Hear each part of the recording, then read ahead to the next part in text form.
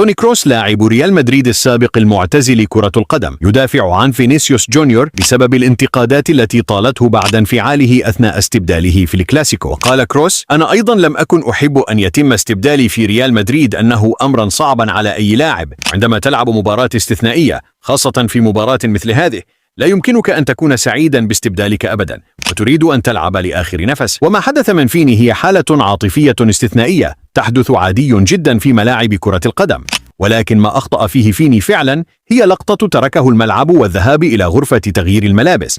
لا أحد يفعل ذلك مهما كان في مباراة يشاهدها العالم مثل الكلاسيكو. ليس عليك أن تأخذ كل شيء على محمل الجد.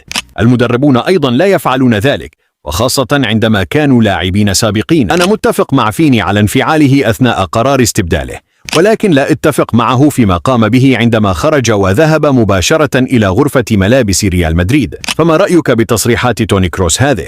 وهل فعلا فينيسيوس أخطأ فقط عندما ذهب إلى غرفة الملابس ولم يصافح أيا من لاعبين ريال مدريد عقب خروجه، وإنما انفعاله على ألونسو هو أمرا طبيعيا؟ شاركنا رأيك.